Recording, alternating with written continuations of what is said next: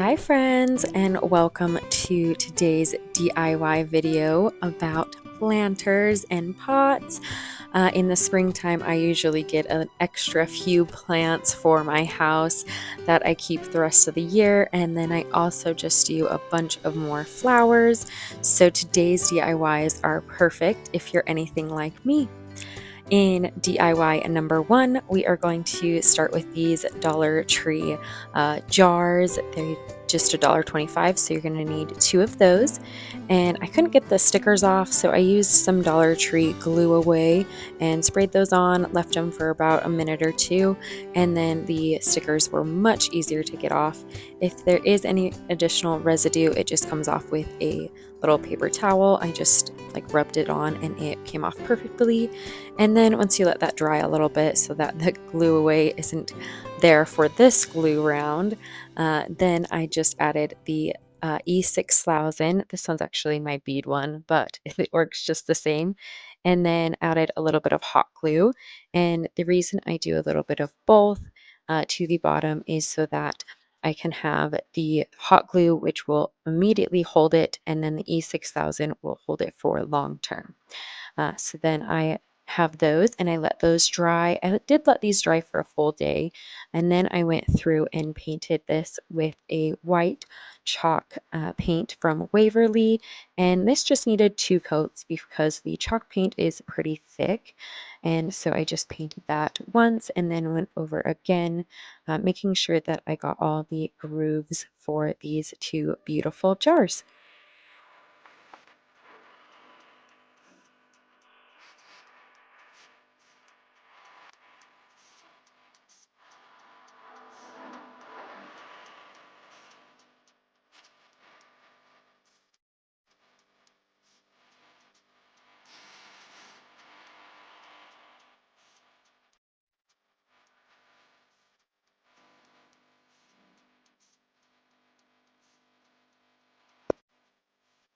And then once you let the paint dry, you have a perfect vase for some flowers or even maybe a plant.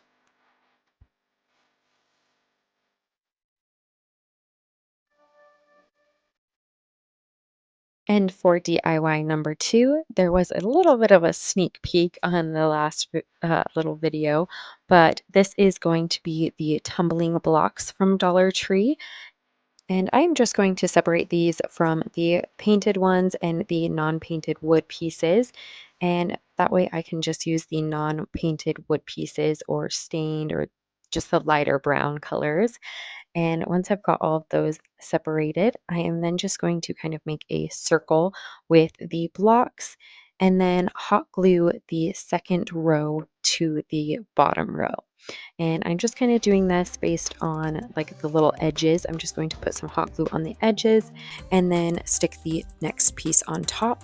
This will secure them to each other so that the vase can or the vase cover, because I'm not going to make the bottom of this, but the vase cover will continue to be stuck together based on the row above it.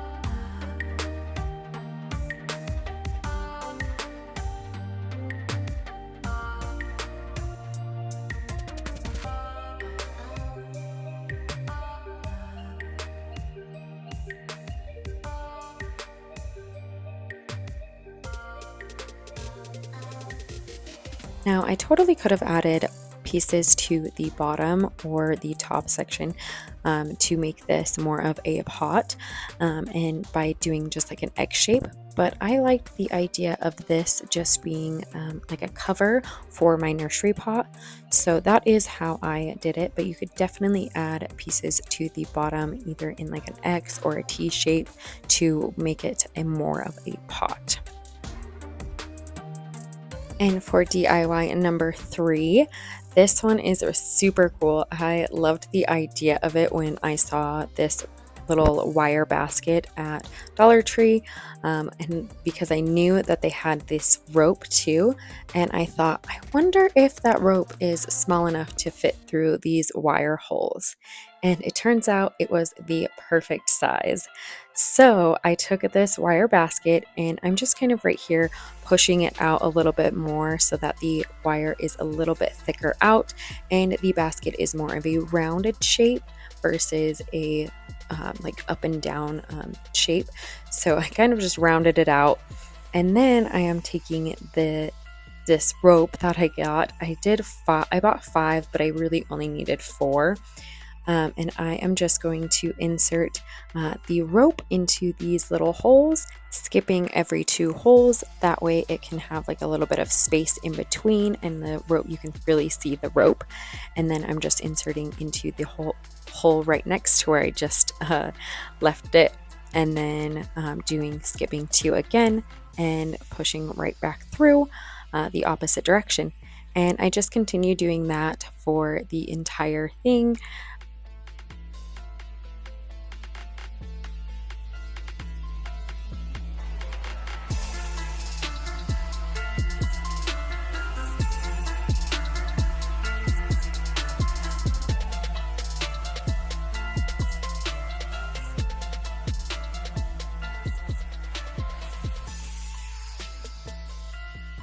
And once I got to the end of the first row, I just kind of go above the last stitch, or the very first stitch of that row, and that way I can just continue to move upwards on through the entire basket.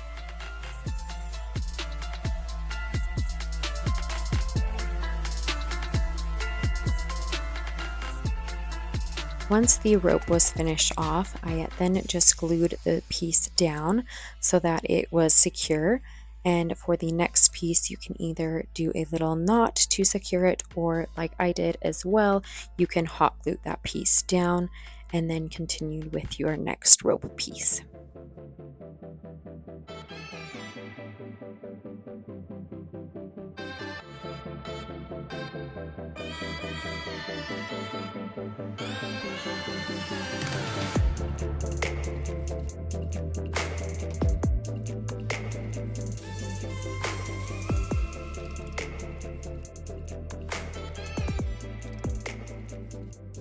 And then once all of the rope has been added to your basket, I took some jute twine to add to the pieces that you can still see the white little basket through. So I'm just going to use a big needle.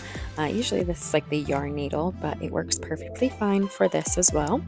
And I'm just going to tie a knot at the end and then string this through the bottom, and then starting to go upwards, kind of just making it look like a weaved, making sure that I am covering up those white little wire pieces. Now there is a black wire basket as well, so you could do this in the black basket. I just thought this white, if it peeped through, it would match more of my decor, since most of my planters and pots that I already have are white.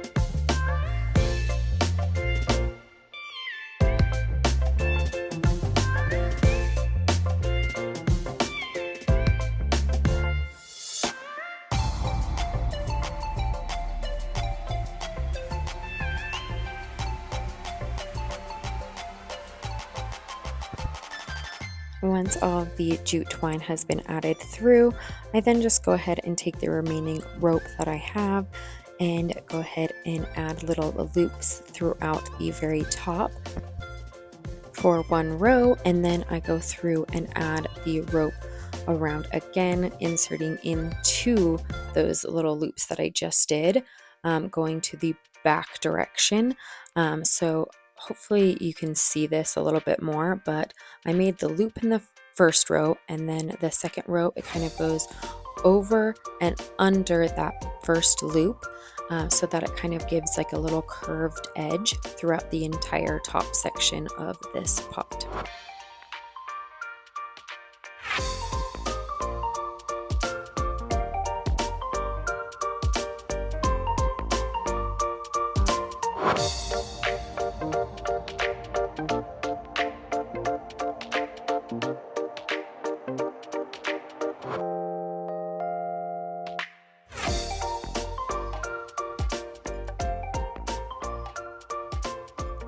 I then just added some more jute twine and hot glue to cover up any more remaining wire.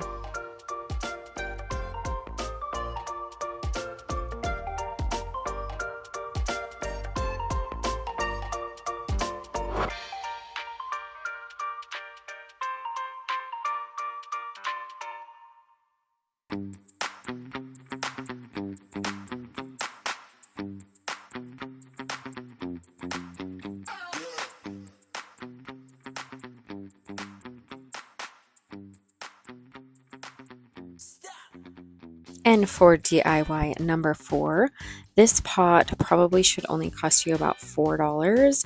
I took some pool noodles and cut them in half just using this like box cutter knife.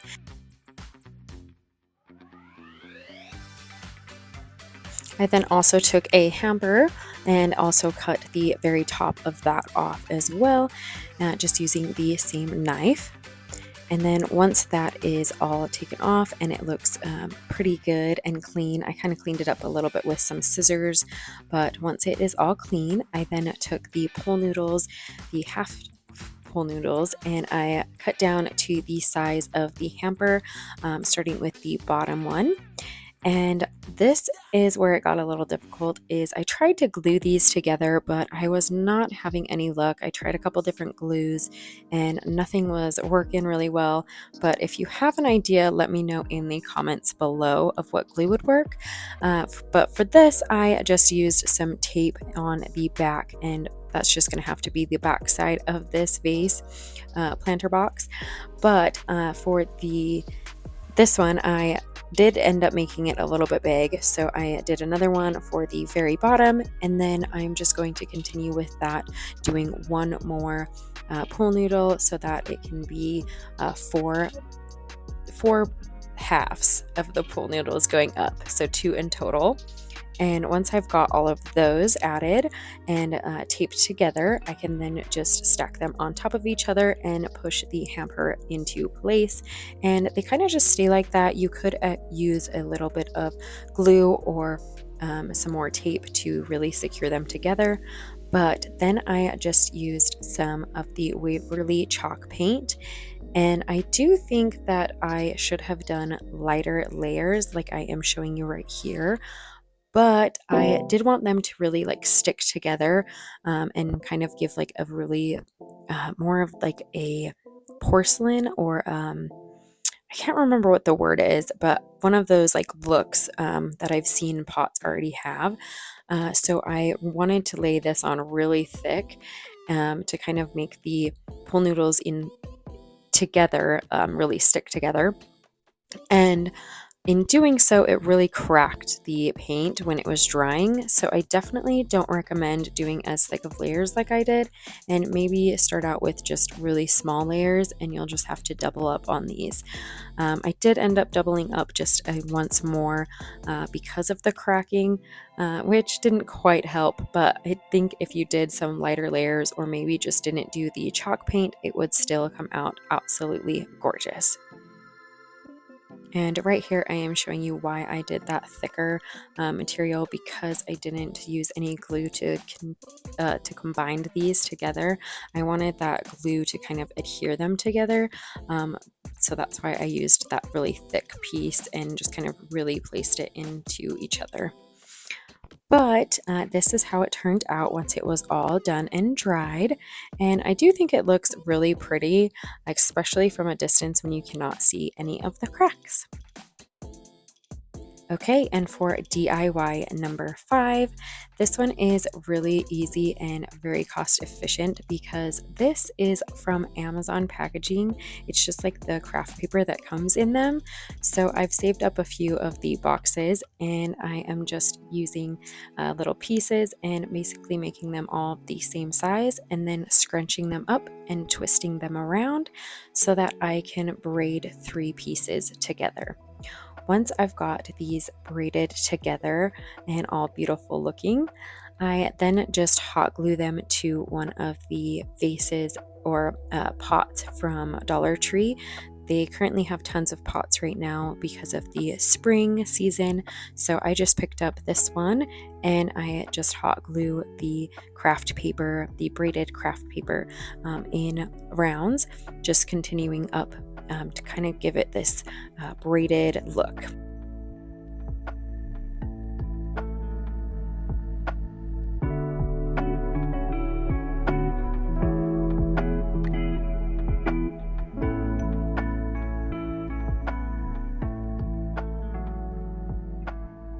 And once I got to the top piece of my vase, I then just used some hot glue to glue it down to the other side of the pot vase thing.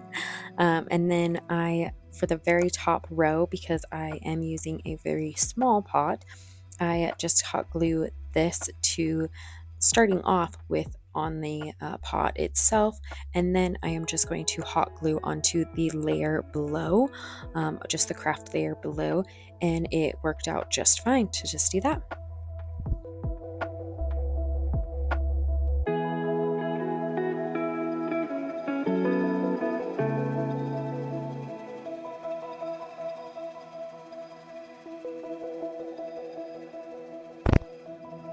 Okay, and for DIY number 6, I am going to do a very simple one. This is a self-adhesive wall tiles, and then I also picked up the larger tall vase. And I love these adhesive tiles because they are sticky on the back side, but then they have like this texture on the front. And so I thought it would be perfect to just wrap the vase in. So I go ahead and cut it down to the size that I need and go ahead and wrap it around. Now, because when you cut it, the adhesive kind of part gets unstuck from the tile part, you're going to need some glue to tack that back down to each other. But I just used some hot glue and it worked perfectly fine to add that back together. I then just wrapped that tile around the vase, securing it down. And once that is completed, I then just took some scissors and cut down the tile from the top. I could have gone straight down to the vase where it ended, but instead I took a little bit, probably like an inch, and left that on top and cut little slits down the sides, and then secured those down with some glue to the vase, just so that the vase had more of a ledge. But looking back at it, I do kind of wish that I didn't do this because I do add some details to the top, and this just didn't need to happen. I could have just skipped this step.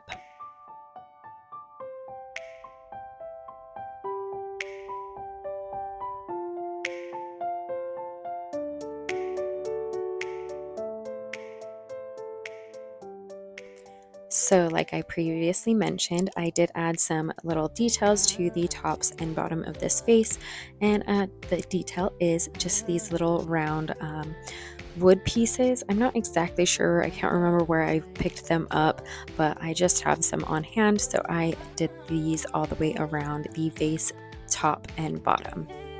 And that was it for this super simple vase idea.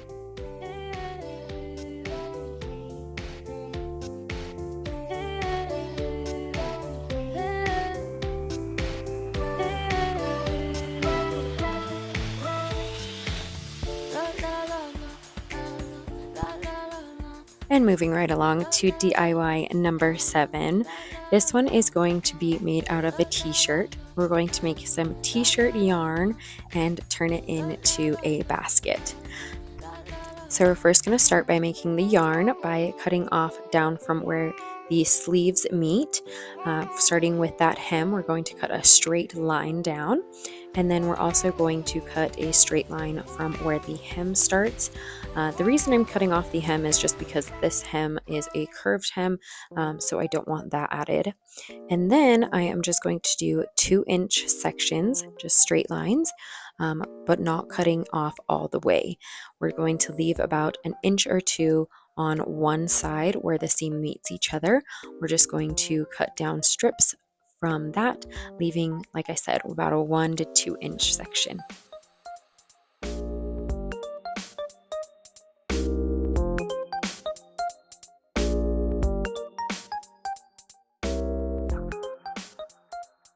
And then that section where you didn't cut, we're going to now cut that part.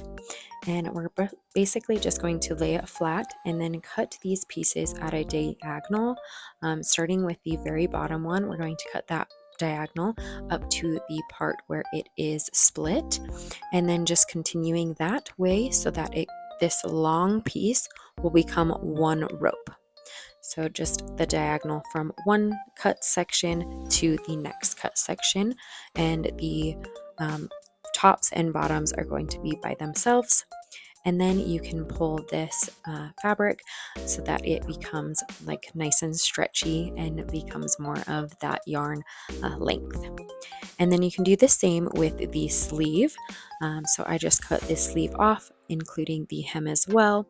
And then I am just going to cut into sections, leaving about a 1 inch to 2-inch section again at that hem. Or not that hem, the seam. Sorry, I can't speak, I guess.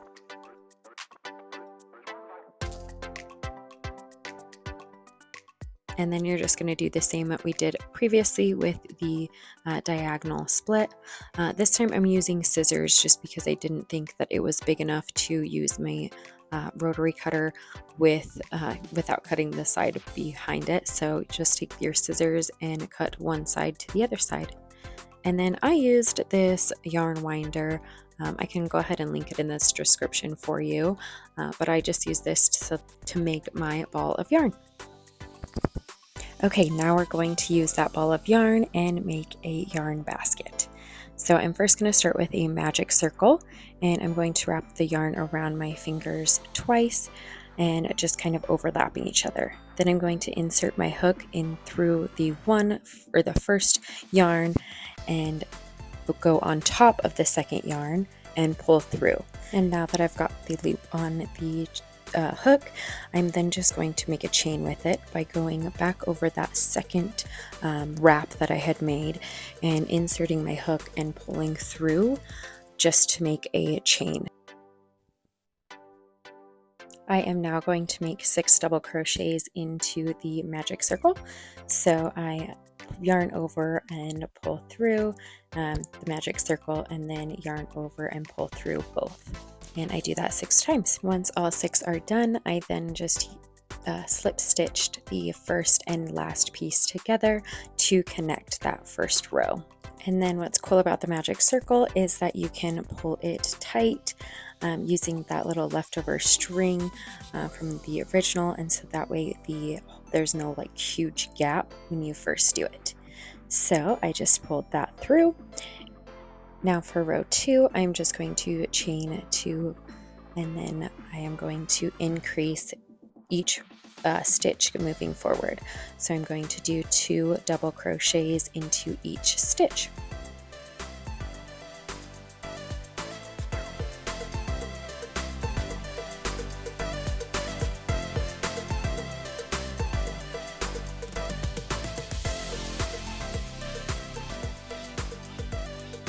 And then to end, you should have 12 stitches on this row and slip stitch to connect the 2. And right here you could see me kind of stretching the material, trying to make sure that it will lay flat. I really should have gone up in crochet hooks, but I did not have another size and I didn't want to go buy one just for this project. So I am just making do with this one. But moving on to row 3, we're going to do another increase row. So I chained 2 to start and then did 2 double crochets in each chain, going throughout the entire row once again. Okay, and for row 4, I did 2 increases, so 2 double crochets in each stitch. And then for the third one, I just did 1 double crochet, and I'm going to continue that throughout the entire round. Finishing with a slip stitch again. And then for this next round is when we are going to start making the basket go upwards. So instead of going into the both front and back loops of this stitch, for this one we are only going to be using the front stitch, so the closest stitch to you, and so the back stitch will stay kind of closer to the ground, is kind of how I look at it. So then we're just going to do 1 row of single crochets for this round. Going forward, we're only going to do single crochets instead of doubles, but only in the front loop for this row.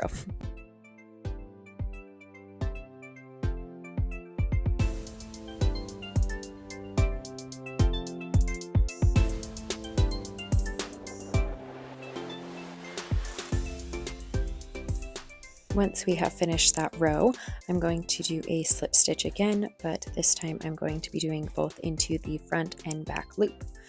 And then going through this whole row, we're going to continue with the front and back loops. Again, doing a single crochet. So I chained 1 and then continue with the single crochet all the way around. And this will be the exact same for the rest of the basket. So I just did a single crochet all the way around for the entire remaining basket with no increases or decreases. So go ahead and continue that for this project. And then once you've got your desired size, or like me, you run out of fabric, I'm just going to be making the little handles. So I did that by stopping at a probably halfway point and doing a chain of however long you wanted. I think mine came out to about 12, maybe 14, and then just chained and then continued for as many over. So if I did 12, I skipped about 6 rows, and then I just am going to continue doing the next round with the very last remaining fabric that I have, or yarn that I have, and then doing 1 more handle, and then we can fasten off.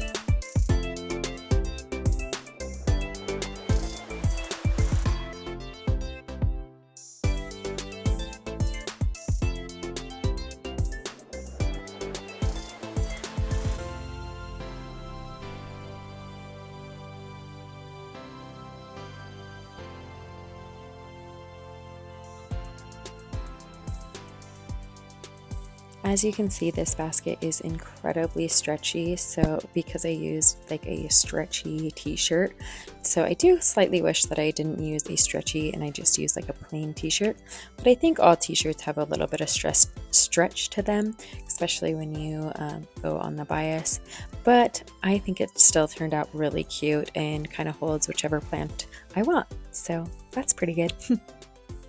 Okay, and for today's final DIY, I took this spring bucket, I think it's for probably like an Easter bucket, and I just took a box cutter. You can also find this at Dollar Tree, and it just cut off that top little section so that this would lay a little flat. And then I took some jute twine, also from Dollar Tree, and did about the size from the base all the way to wrap around to the top, and then just cut that and glued pieces all the way around the entire base of this bucket. This took about 1 full roll of jute twine to do the entire bucket all the way around. And to make it easier on myself, I did use a piece of cardboard that ended up being the perfect size for the size that I needed for the bucket. So I just used that and wrapped it around plenty of times and then cut those down and again glued to the entire base of the bucket.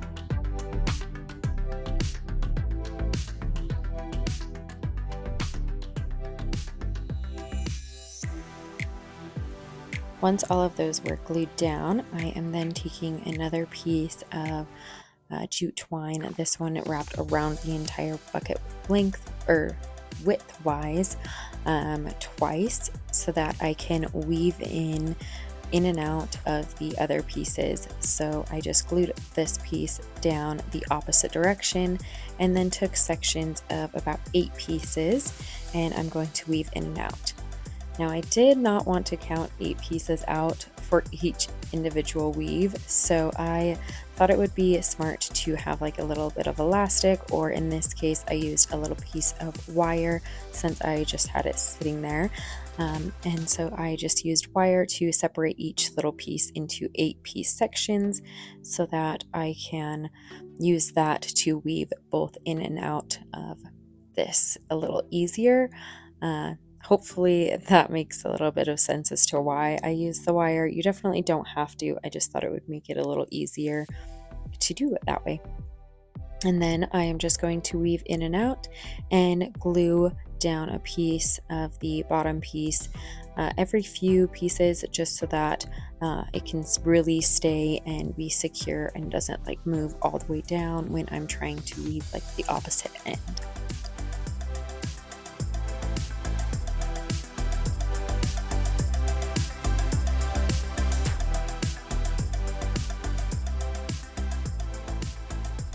And I just continued that until I got to the end, and then cut that piece down, and then we're going to start with a new piece and continue wrapping until we get about halfway through to the bucket.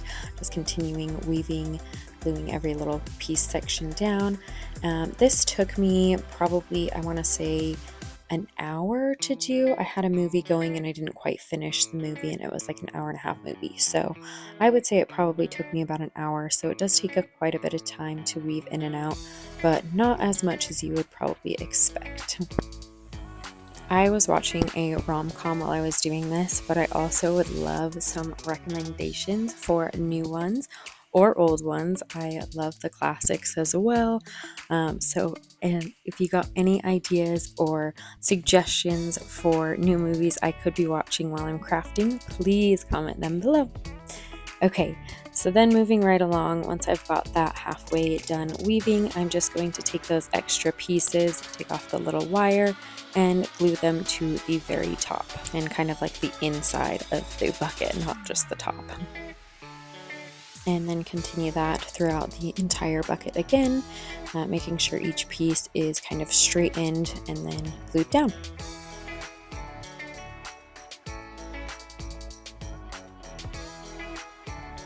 Once that is complete, I then just took this burlap ribbon that I have, and I weaved that in and out of the pieces as well, just at the top section. And this is going to take 2 of these little ribbon pieces. So I did the first layer and then glued that to the bucket, and then wrapped the whole thing around.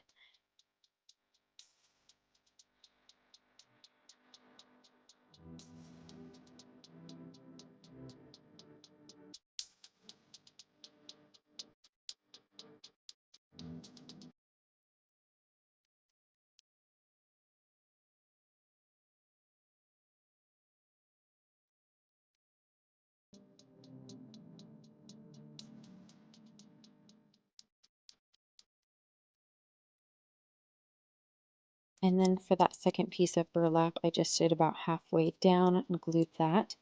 That way I can wrap it to the back side of the bucket and glue that down to the back side as well.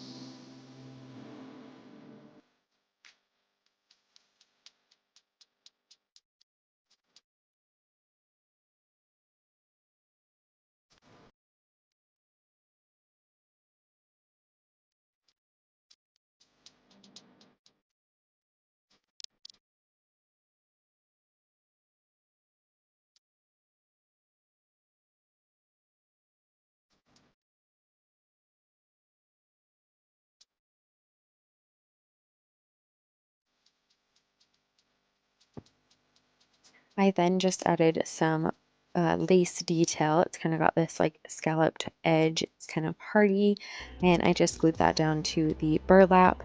And I really do think this one turned out so stinking cute. I do bi-weekly flowers on my kitchen counter, kind of like my island counter, and I think this is going to be absolutely perfect for that moving forward. I usually just have it in a different planter, but I think this one is going to be the one. Thanks for watching, friends. I hope you guys enjoyed this Dollar Tree planter and pots video. If you guys have any questions, go ahead and leave them in the comments, and have a great one. Thanks. Bye.